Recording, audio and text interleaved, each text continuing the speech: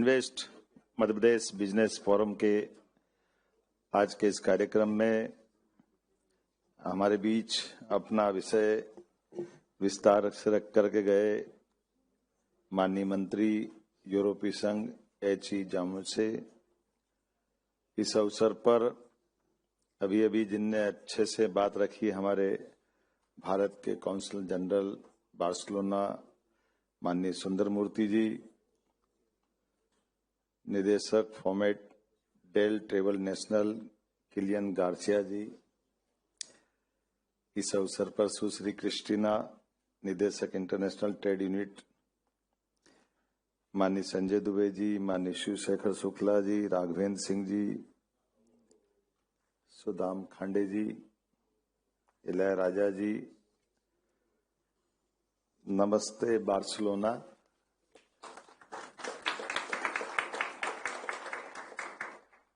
सॉलिडोस Barcelona.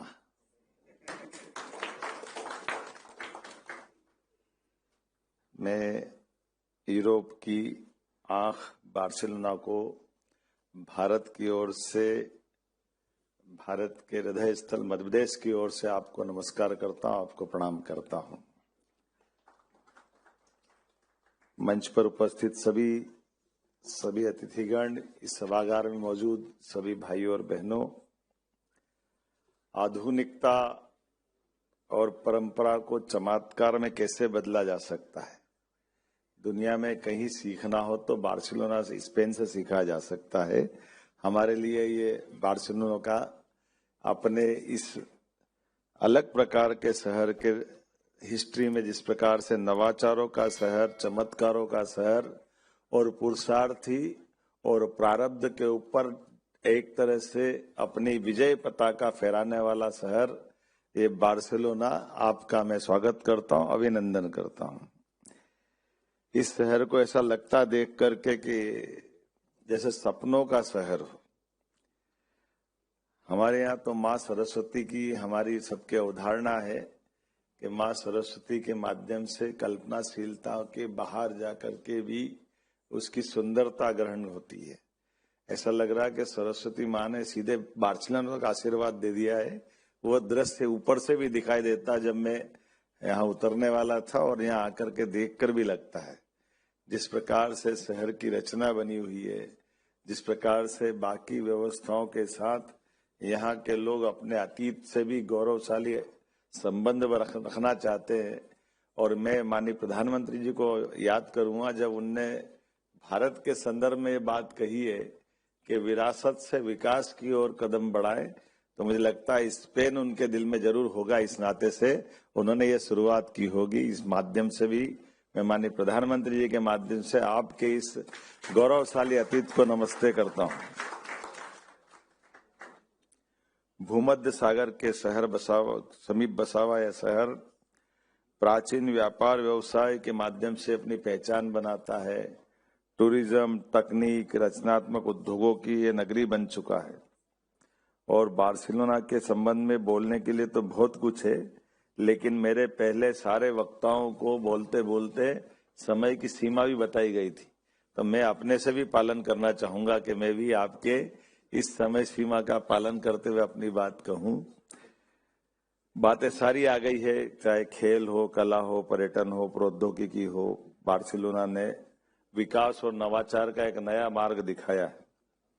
जिस प्रकार से बार्सिलोना ने वैश्विक नवाचार और संस्कृति को प्रोत्साहित किया है, मध्य प्रदेश भी स्थिर शासन, सरल प्रक्रियाओं और तेज निर्णय की क्षमताओं के आधार पर दुनिया का विश्वास जीतने में ठोस कदम उठा रहा है। मैं ये आपको ये आश्वस्त कर सकता हूं राज्य सरकार के मुखिया के नाते से।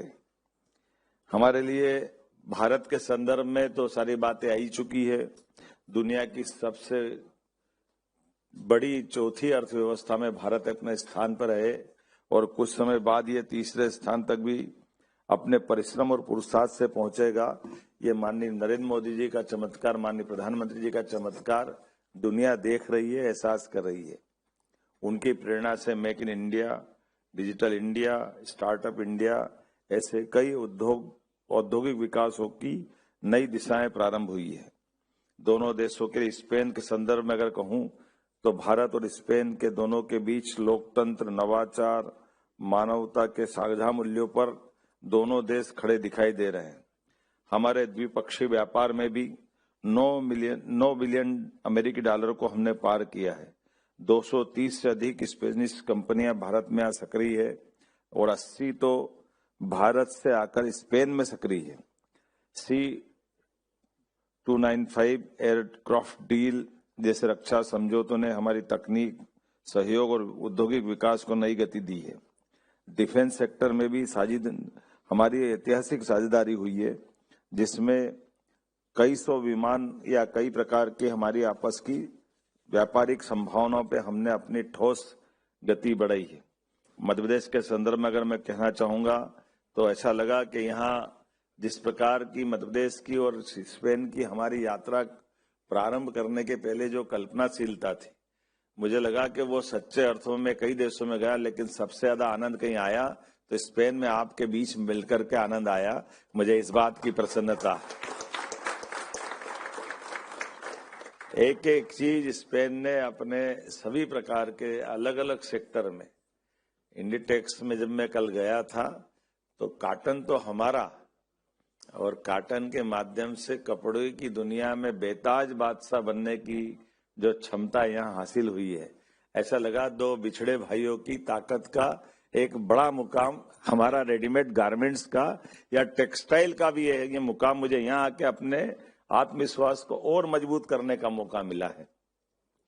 और उससे अच्छी बात जो एहसास होती है कि आमतौर पर व्यापार व्यवसाय करते करते व्यापार के साथ इथिक्स की बात पीछे छूट जाती है। जब धन कमाने जाते हैं तो धन कमाते कमाते उससे जुड़ी हुई मानवीय मूल्यों की जो भावना है, उस भावनाओं में हमारी कहीं न कहीं ज्यादती हो जाती है, कहीं अन्याय हो जाता है।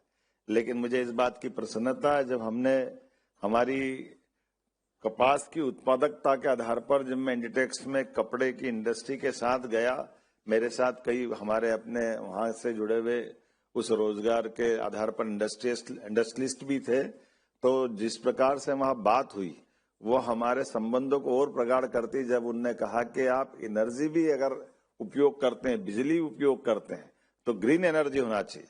और जब हमने उनको बताया कि आपकी लिमिट क्या है, तो उन्होंने कहा 35-40 तक उनने लिमिट ग्रीन एनर्जी से सब कुछ उत्पादन का है। हमने कहा ये 30-40 की छोड़ो, हमारे यहाँ 3 साल के अंदर हमारे सभी प्रकार के किसानों के लिए 32 लाख सोलर एनर्जी के पंप हम देने वाले हैं। हम उसी भाव से आगे बढ़ रहे हैं जिस ढंग से आपकी कल्पना है। और केवल एक नहीं, मध्य प्रदेश के अंदर हमारी जितनी कुल उत्पादकता बिजली की है, उस उत्पादकता में आधी से ज्यादा ग्रीन एनर्जी हम अपने सोलर से, विंड से, पावर स्टोरेज से न केवल देश के लिए बल्कि दुनिया के लिए एक आदर्श राज्य बनने की तरफ हम ठोस कदम बढ़ा रहे हैं। मुझे इस बात की प्रसन्नता है। जब जैविक कपास की बात आती है, सभी प्रकार की फसल उत्पादन की बात आती है, सभी क्षेत्रों में समान रूप से मध्य प्रदेश ने अपनी गति बढ़ाई है। और इसी के साथ साथ हमारी अपनी भावनाओं के बलबूते पे देखें, मैं आबादी का रेशो जोड़ रहा था कि बदलते दौर में भारत ने क्या प्रगति की है। हमको गर्व होता है ये सुनकर के कि इसी देश भारत ने, आप पूरे यूरोपियन सभी देशों की आबादी जोड़ लो तो लगभग 74 करोड़ की आबादी अपने यूरोपियन देशों की है, लेकिन भारत 80 करोड़ लोगों को अपने संसाधनों से निःशुल्क अपना भोजन कराने के सामर्थ्य रख रहा है। ये हमारे लिए गौरव की बात है, जिस आधार पर भारत अपनी गहराई बता रहा है। जितनी आबादी हमारी स्पेन की है, इतने लोगों को तो आवास देने का संकल्प माननीय मोदी जी के माध्यम से कि हाँ, निःशुल्क आवास हमारे लोगों को देने के लिए अपनी क्षमता होना चाहिए। उसमें से बड़ा आंकड़ा मध्य प्रदेश की तरफ से भी हमने अपना कंट्रीब्यूशन मिलाते हुए खड़ा कर दिया है, जिसके आधार पर हमारी जो जीवन के मूलभूत अधिकारों के लिए मनुष्यता के साथ संबंध होना चाहिए, तो न केवल उनके खाने के, रहने के, उनकी अपनी बाकी पढ़ाई से लेकर के सभी व्यवस्था तक, लेकिन आपने उससे आगे बढ़ते हुए हमारे प्राकृतिक रूप से भी उन बातों का आग्रह किया है जो हजारों लाखों साल से भारतीय अपने उन प्राकृतिक संबंधों के बलबूते पर संस्कृति को लेकर के दुनिया में अलग से गौरव हासिल करते आए। इसलिए इकबाल ने कहा कि कुछ बात है कि हस्ती मिटती नहीं हमारी। वो कुछ बात में एक महत्व की बात यही है, जो जियो और जीने दो में विश्वास करती है। हमारे साथ ये साझा संबंध न केवल व्यापारिक दृष्टि से बल्कि मानव मूल्यों की दृष्टि से भी ऐतिहासिक रोल अदा करेंगे।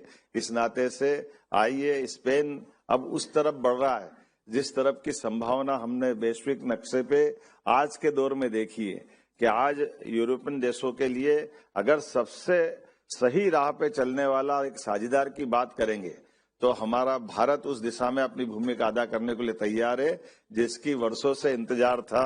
और भारत के साथ यशस्वी प्रधानमंत्री के नेतृत्व में मध्य प्रदेश भी कदम से कदम मिला करके उसी प्रकार से बढ़ रहा है, जब न केवल हमारे टूरिज्म में बल्कि नई टेक्निक में, अलग अलग प्रकार के एजुकेशन के सेक्टर में, हेल्थ के सेक्टर में, फूड इंडस्ट्री, और खासकर आज जब मैं यहाँ सवेरे उस मार्केट में गया जहाँ हमने खास करके आपके यहाँ के सभी प्रकार के फल, फूल, सब्जी, उसके मार्केट के आधार पर जो रचना बनाई है, हमने तो वही बात भी की थी।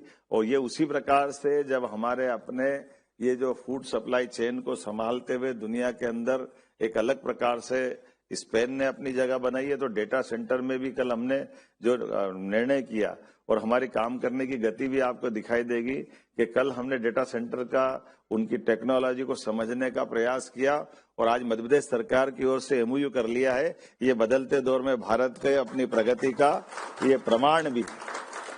और कितना अच्छा लगा जब वो हमारे साझेदार ने हमारी भारतीय टाई को गौरवान्वित किया। हमारा सबका 56 इंच का सीना हो गया कि हाँ, आज के इस दौर में हमारे अपने उत्पाद को लेकर के एक आत्मीयता का रिश्ता भी बनाने की जरूरत है और ये बाकी लोगों को प्रेरणा देने की जरूरत भी है।